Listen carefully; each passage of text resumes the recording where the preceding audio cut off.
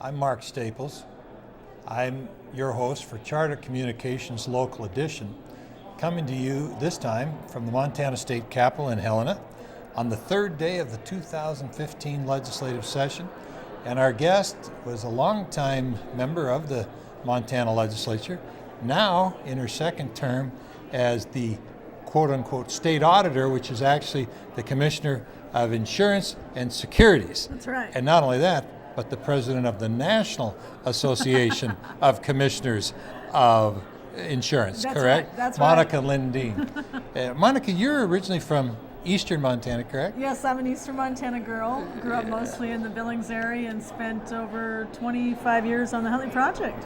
And then came over here as a legislator Yeah. in the House, I was in the House. Yeah. and then ran for a Securities Commissioner and won, and have won again, Yes. and now national office. Yeah. So, busy lady. Yeah, hard to believe. True. True. Is it hard to believe for you? Well, you or know, has it been a natural progression, or have there been some jumps that surprised even you? Well, it's interesting. You know, as a daughter of a truck driver and a waitress, the last thing I ever dreamed I'd be doing is standing in the state capitol and, serving in a national office. I think I was going to teach.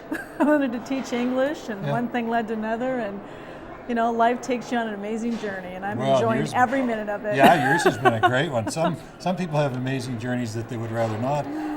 You got a big project out of your office that I know you've really grabbed onto personally. It's called Insure Montana. Yeah. What is it?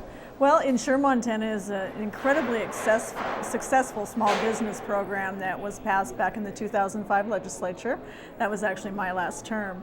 And it actually allows for Montana small businesses who have between 2 and 9 employees to either take advantage of a tax premium program for a premium assistance program for health insurance if they've never provided it before, or they can get a tax credit to help them pay for their health insurance for their employees. And is it fully funded so that people can apply and get it, or are there time limits on it? What are the constraints? Well, you told me the good news. What's the tough part? Here are the issues. I mean, for the past 10 years, it's been amazingly successful. Hundreds and hundreds of small businesses take advantage of it. Thousands of small business employees are covered under this small business insurance program. Originally, the tobacco tax was supposed to pay for it, but over time, as the tobacco tax revenues have shrunk, as usage has gone down. Yeah, usage has gone down, and not only that, but the dollars that are there have been shifted to other purposes, and so we've been losing our funding. That does happen up here. Yeah, doesn't it? Unfortunately, in last session, we actually, had to look for other funding sources to pay for part of the program, and we actually ended up taking part of that money out of my office. Oh. We kind of drained one of the funds that was sitting there, about $8 million worth. I'm going to have to ask you to come back into the focus there and stand still. You're so animated, and we've got these stationary cameras. So here we are again. That's the next session, and it's still popular, but we really do have funding issues. And so we're working with the governor and the legislature to try to Are figure you out. in the budget, as they say? Well, we're in it for 6 months. Oh, how does that work? Yeah, well, we're funded through the next 6 months, and then after that, we've either got to find a new source, or these folks are going to basically be left to look at going into the new marketplace, which the individual marketplace could be a good solution for some folks. Unfortunately, the new shop that was created under the Affordable Care Act has not been a success, and really has some serious issues, and so we don't. Functional issues, mechanical issues, or financing? It's everything. Oh. All the above. Is that tough for you to say? No. Why? No. No. I just wondered.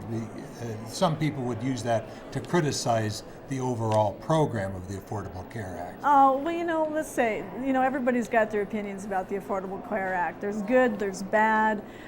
There is a lot of success in terms of folks who have never had health insurance now being able to purchase that for the first time in an affordable manner and having good coverage, especially folks who have had pre-existing conditions. It's been a godsend.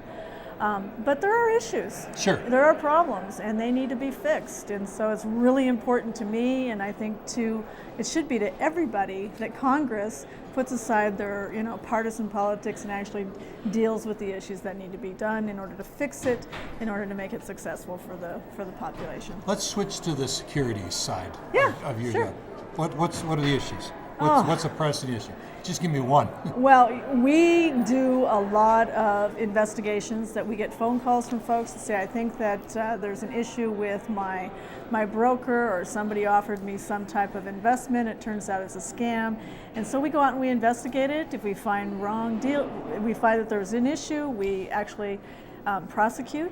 And we've put some folks in jail, and we've brought a lot of money back to Montana investors. Over the last 6 years, I think we've returned over $375 million to Montana investors.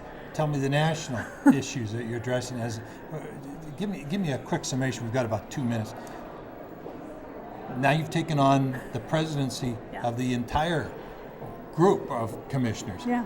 What does that add to your workload? Well, it's like 2 full-time jobs, let's just put it that way. And we are really focused right now on not only all the issues that we've ever been focused on, whether it's property casualty or it's the Affordable Care Act and implementation at the state level. But the big thing for us right now is really maintaining our state-based authority.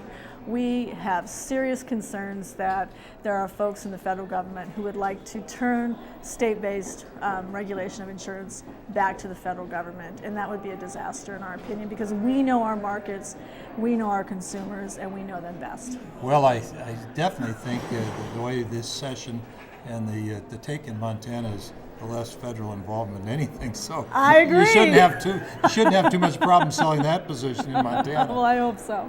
Anyway, we've run out of time, and there's never enough time when I see you. Always a pleasure. And thank you so much for coming up and visiting with us. I know you feel at home here in the legislature, and we're always glad to see you. Thank you for tuning in to Charter. Monica Lindeen, our Insurance and Securities Commissioner. Thanks again. You bet. Thank you. Thank you.